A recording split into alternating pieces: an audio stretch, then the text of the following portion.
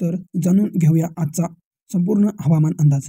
तर मित्रांनो, आता पावसाची स्थिती हे काही ठिकाणी खूप जोर वाढलेला आहे, तर काही ठिकाणी सूर्यदर्शनसुद्धा झालेले आहे।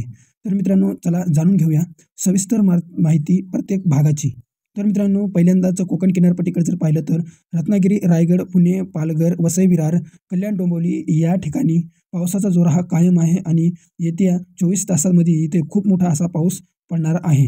तसंच मित्रांनो, जर उत्तर महाराष्ट्राकडे जर पाहिलं तर नाशिक, धुळे, नंदुरबार, जळगाव या ठिकाणी वातावरणात बदल होऊन सन्या येत्या 24 तासामध्ये खूप मोठा असा पाऊस इथे पडणार आहे आणि नाशिक आणि जळगाव या ठिकाणी खूप मोठे असे वारे वाहणार आहेत। तरी पण शेतकऱ्यांनी याची काळजी घ्यायची आहे।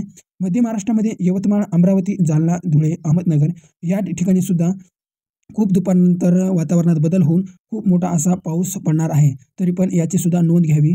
प्रत्येक जे वातावरणाचा मी जे अंदाज सांगितले ते लक्षात ठेवावा, जेणेकरून तुम्हाला शेतीतील कामे करण्यास सोपे जाईल।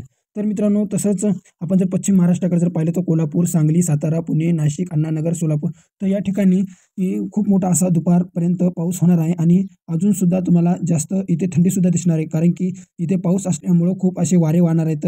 त्याच्यामुळं तुम्हाला इथं थंडीसुद्धा पाहायला भेटणार आहे आणि दुपारनंतर म्हणजे 27 तारखेच्या 2 वाजल्यानंतर इथे वातावरणात खूप मोठा बदल होणार आहे आणि रात्रीच्या वेळेसुद्धा इथे खूप मोठा पाऊस पडण्याची हवामान खात्याने अंदाज दिलेला आहे। तर मित्रांनो, मराठवाड्यामध्ये जर पाहिलं तर मराठवाड्यामधील छत्रपती संभाजीनगर, जालना, बीड, धाराशिव, नांदेड, लातूर, परभणी, हिंगोली सर्वत्र ठिकाणी उद्या दुपारनंतर किंवा आज दुपारनंतर तुम्हाला आता कसं होणार आहे, भाग बदलत मराठवाड्यामध्ये पाणी पडणार आहे। म्हणजे की सकाळी आपण 9 ते 3 वाजेपर्यंत कडक ऊन असं गरमी होणार सगळीकडे आणि तापमानामध्ये खूप अशी वाढ होऊन सन्या रात्रीच्या वेळी तुम्हाला खूप मोठे ढग आलेले दिसतात आणि उद्या 27 म्हणजेच 28 आणि 27 आज 27 या तारखेला पाऊस कुठे कुठे मध्यम सरी तुम्हाला दिसतात। पण या ठिकाणी मराठवाड्यामधील सर्वत्र जिल्ह्यामध्ये आता गरमीचे वाढणार आहे आणि पावसाला पोषक वातावरण तयार होणार आहे, याची सुद्धा सगळ्यांनी लक्षात ठेवा आणि नोंद घ्या। या सर्व हवामान खात्याने वर्तवलेला अंदाज आहे। तर मित्रांनो, पूर्व महाराष्ट्रामध्ये चंद्रपूर, नागपूर, भंडारा, गोंदिया, गडचिरोली तसंच इकडे विदर्भाकडे अकोला, वर्धा, बुलढाणा, यवतमाळ, इकडे वाशिम, गडचिरोली, चंद्रपूर, अमरावती या ठिकाणी आता पावसाचा जोर हा खूप असा कमी झालेला आहे आणि या ठिकाणी सध्या कडक ऊन आणि गरमीचे वातावरण तयार झालेले आहेत, कारण की या ठिकाणी खूप पाऊस पडलेला होता मागील आठवड्यामध्ये। त्यामुळे इथे आता उघडीप आहे, सूर्यदर्शन होणार आहे, याची सुद्धा सर्वांनी नोंद घ्यायची आहे।